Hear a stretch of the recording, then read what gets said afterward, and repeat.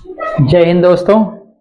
आज हम आपको बायोलॉजी के इस वीडियो में स्पेशली मादा जनन तंत्र फीमेल रिप्रोडक्टिव सिस्टम के बारे में बताएंगे और इसकी संरचना के बारे में आप समझ लीजिए, मतलब इसका फिगर कैसा होता है और इसके फिगर में कितने नामांकन होते हैं और इन नामांकनों के काम क्या होंगे, इसके बारे में हम आपको आगे बताएंगे। तो जैसा कि आप फिगर देख रहे हैं, ये फीमेल का इंटरनल रिप्रोडक्टिव सिस्टम है, आंतरिक मादा जनन तंत्र है।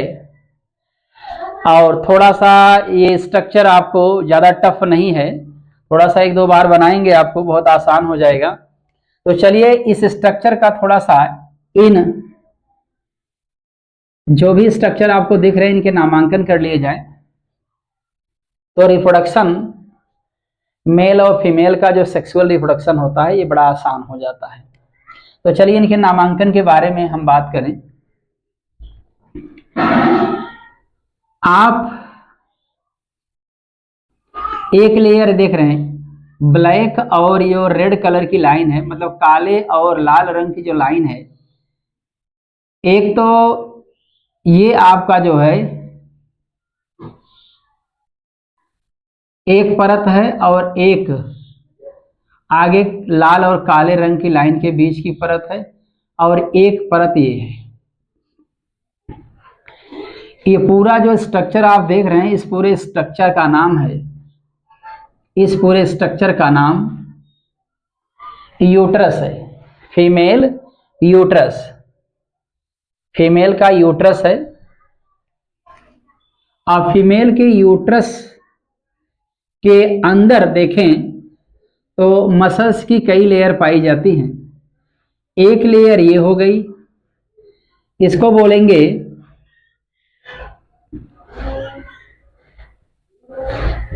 पेरीमेट्रियम।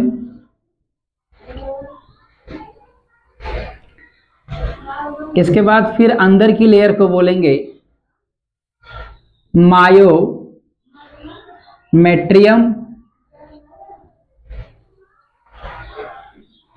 सबसे अंदर की लेयर को बोलेंगे एंडोमेट्रियम। एंडोमेट्रियम।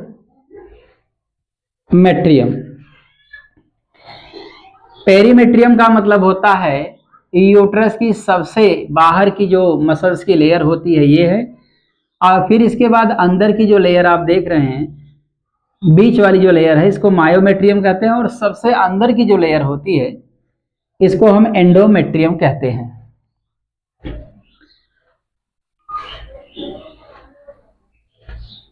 जो इसके बाद अब आगे देखिए आप, इस प्रकार से ये यूट्रस की 3 लेयर आपको दिख रही हैं। यूट्रस मसल्स लेयर,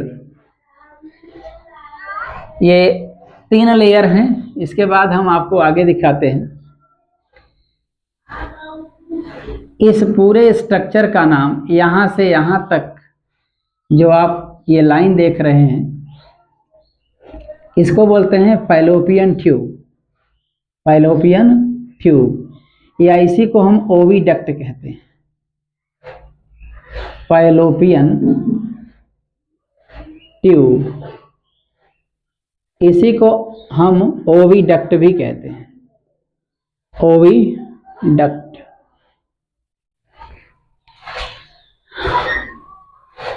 मतलब अंडवाहिनी होती है। ये फैलोपियन ट्यूब या ओविडक्ट जो होती है 3 पार्ट में बटी हुई है। एक ये वाला पार्ट, एक ये वाला, और एक ये वाला पार्ट बटा हुआ है। तो चलिए सबसे पहले हम इसका नाम रख दें।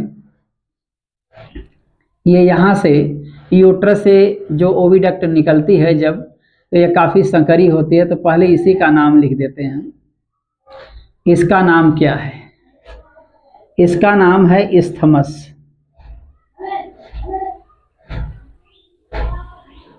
काफी पतला होता है ये जगह। इसके बाद ये वाली जो आप देख रहे हैं, यहाँ जो थोड़ा सा फूला हुआ भाग है, इस भाग को हम लोग, फूले हुए भाग को एम्प्यूला कहते हैं, एम्प्यूला।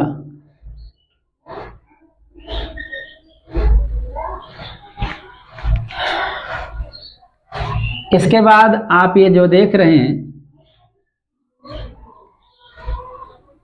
ये थोड़ा सा जो ये भाग आप देख रहे हैं यहाँ से, ये फनल शेप्ड आप देख रहे हैं, फनल शेप्ड, कुप्पी के आकार की संरचना आप देख रहे हैं।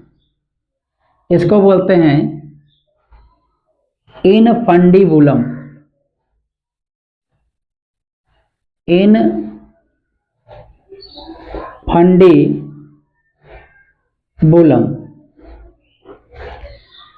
और ये जो आप स्प्रिंग टाइप का थोड़ा सा यहाँ एकदम डिफरेंट फिगर देख रहे हैं, इसको फिम्ब्री कहते हैं, फिम्ब्री।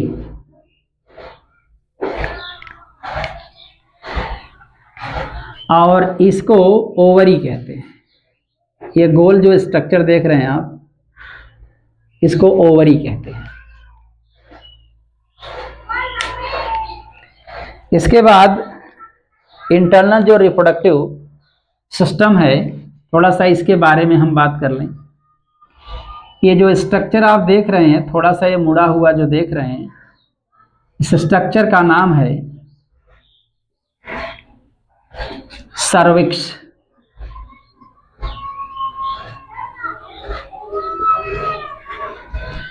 और इन दोनों भागों के बीच में जो ये नली टाइप का स्ट्रक्चर बना हुआ है, थोड़ी सी कैनाल टाइप की, इस नली टाइप के स्ट्रक्चर को सर्वाइकल कैनाल कहते हैं।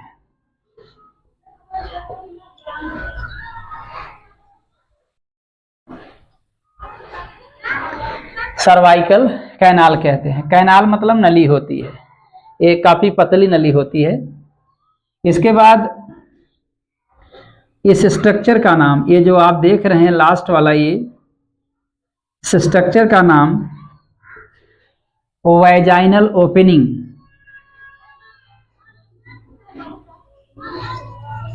वैजाइनल ओपनिंग है।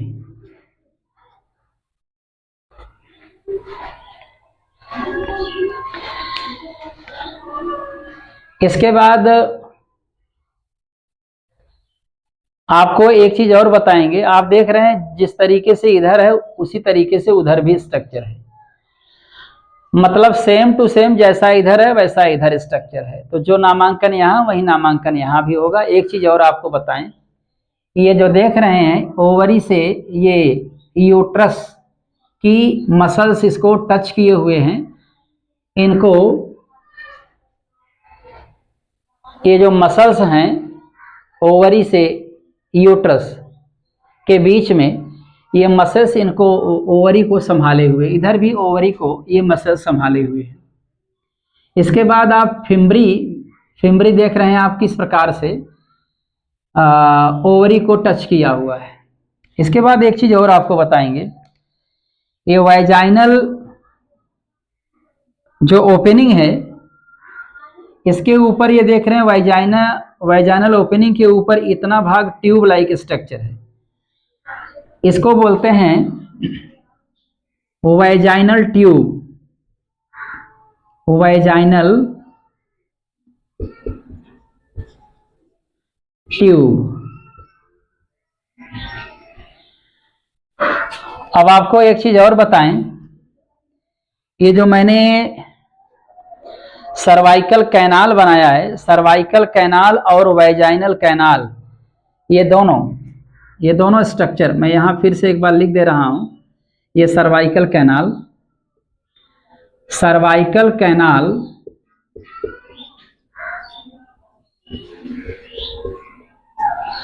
ये दोनों नलियां आपस में मिल करके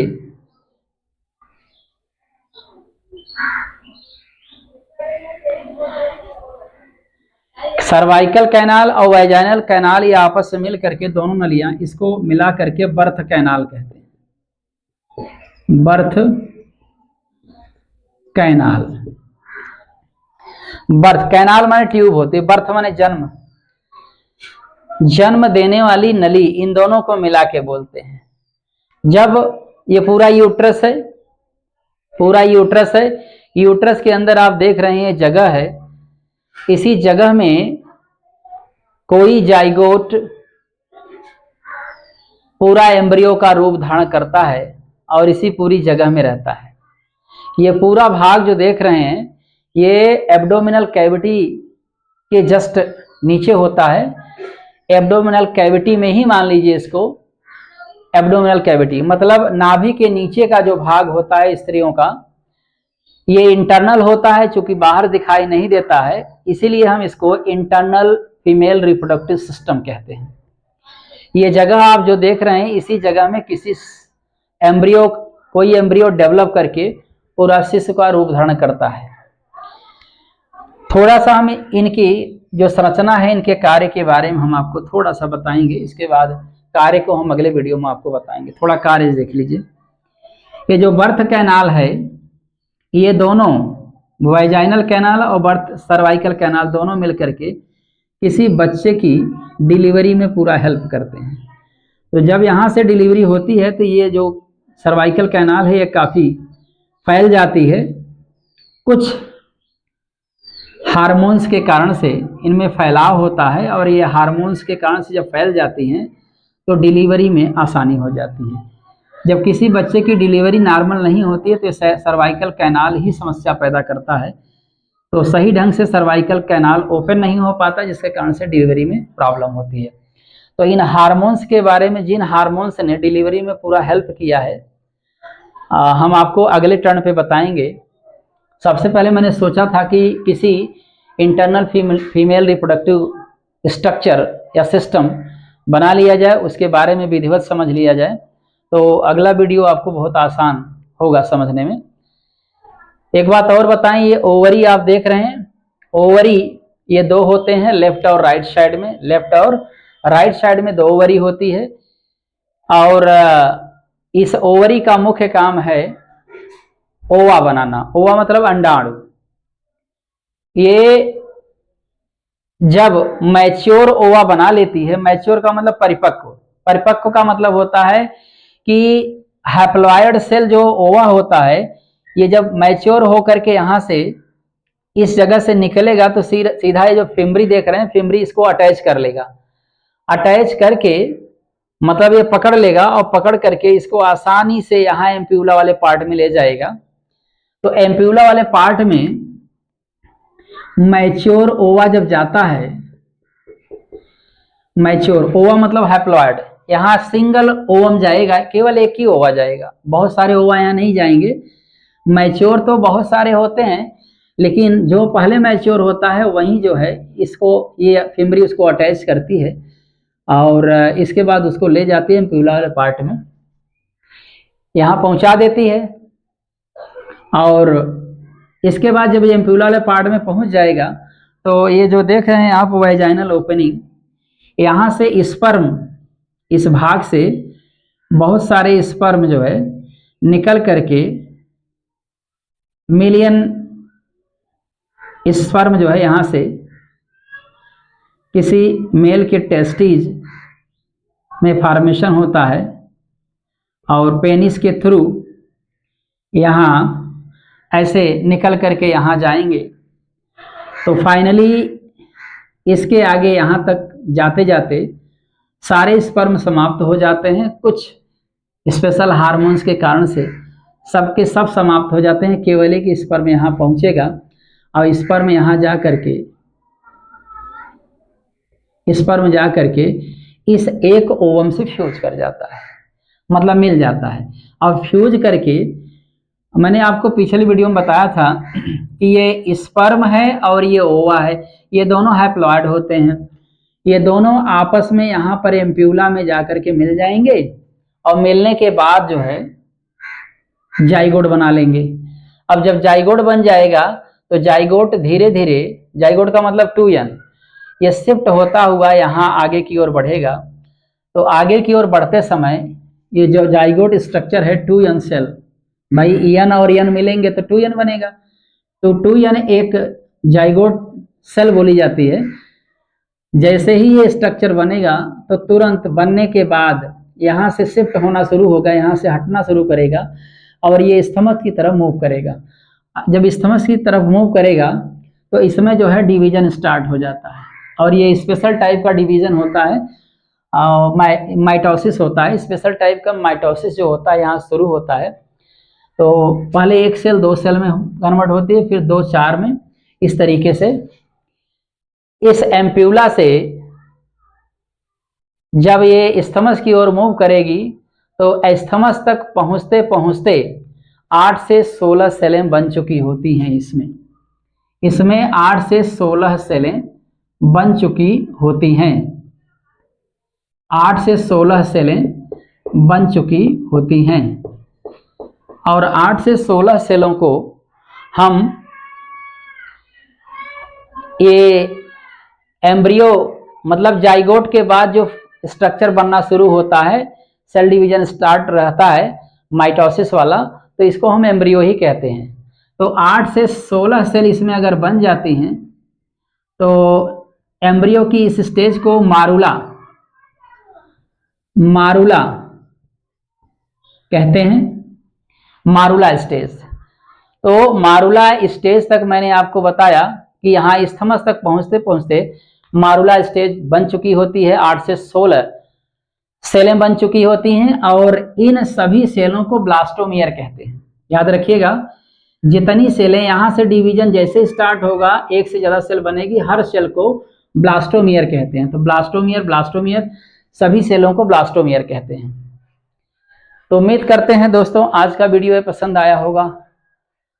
अगले वीडियो में आपसे ऐसे ही इंपॉर्टेंट फैक्ट्स को लेकर के आएंगे। तब तक के लिए धन्यवाद।